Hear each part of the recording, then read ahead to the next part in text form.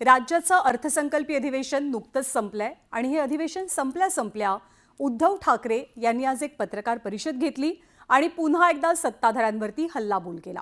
भाजपकडनं ईदच्या निमित्तानं मुस्लिम बांधवांना सौगाते मोदी दिली जाणार आहे, पण ही सौगाते मोदी नाही तर सौगाते सत्ता असल्याचं उद्धव ठाकरेंनी म्हटलं आणि सत्ताधाऱ्यांवर निशाणा साधला। आमच्याकडनं गेलेले उडाण टप्पू टोपी घालून कसे सौगात वाटतात ते पाहायचंय असा टोलाही त्यांनी लगावला आणि यावरती मग सत्ताधारी गप्प बसले नाहीत। सत्ताधाऱ्यांनी सुद्धा उद्धव ठाकरेंवर जोरदार पलटवार केलाय। कामरा ते सौगात ठाकरेंचा घणाघात। हे काही सौगाते मोदी नाहीये, हे सौगाते सत्ता आहे। म्हणजे यांना सत्तेसाठी हे कोणत्याही थराला जाऊ शकतात।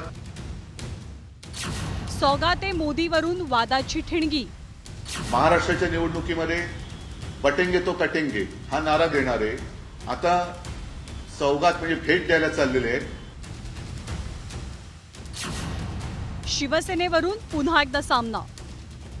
शिवसेना एकच आहे, एसएनसी ही शिवसेना मी मानतच नाहीये। एसएनसी हा एक गट आहे।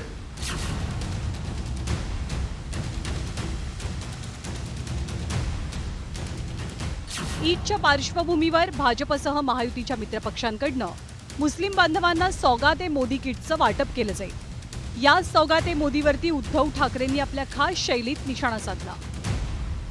हे काही सौगाते मोदी नाहीये, हे सौगाते सत्ता आहे।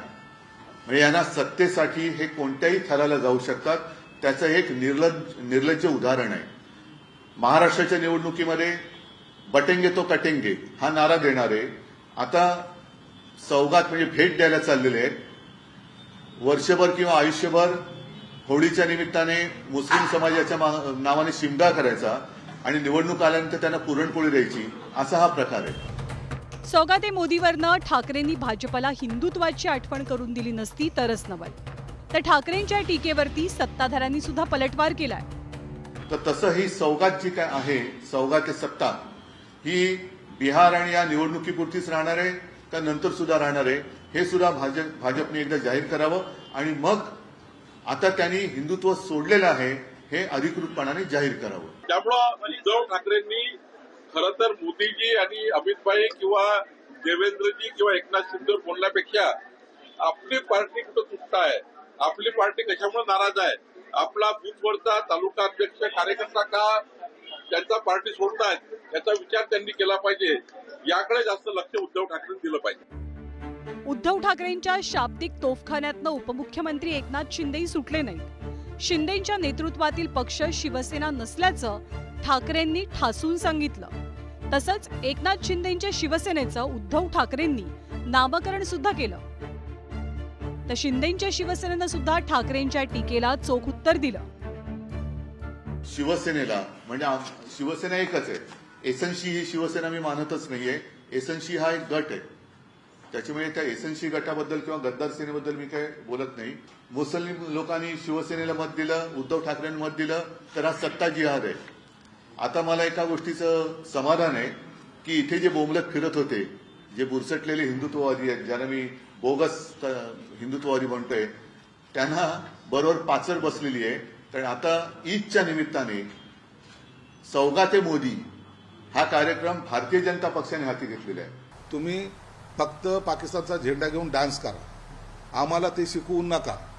आता जर तुम्हाला त्यांच्याबद्दल जर घृणा असेल तर तसं स्पष्ट सांगा, परंतु जेव्हा इलेक्शन येतं त्या टायमाला हातात हात घालून फुगड्या खेळणारे तुम्ही आम्हाला हिंदुत्व शिकवण्याच्या भानगडीत पडू नये। औरंगजेबाच्या कबरीपासून कुणाल कामराच्या कॉमेडीपर्यंत विविध विषयांवरनं ठाकरे सत्ताधाऱ्यांवर बरसले। की जे गाणं आज देशातल्या कानाकोपऱ्यात, देशातल्या नागरिकाच्या प्रत्येकाच्या कानात आणि प्रत्येकाच्या मुखात गुणगुणलं जाते, ते गाणं काय हे तुम्हालाही माहिती आहे। तुमच्याही मनात ते गाणं आता ढोलतंय। हे गाणं एक चांगलं गाणं या अधिवेशन काळामध्ये देशाला मिळालं, राज्याला मिळालं, हे या अधिवेशनाचं एक फलित मानावं लागेल। आणि जयंत पाटील जे म्हणाले की हे अधिवेशन म्हणजे काय, तर कबरीपासून कामरापर्यंत, बाकी काहीच नाहीये। बुधवारी अर्थसंकल्पीय अधिवेशनाचं सूप वाजलं आणि याच पार्श्वभूमीवर उद्धव ठाकरेंनी सत्ताधाऱ्यांवर जोरदार टीकास्त्र डागलं आणि त्याचवरून वादाचा राजकीय कलगीतुरा रंगल्याचं पाहायला मिळालंय।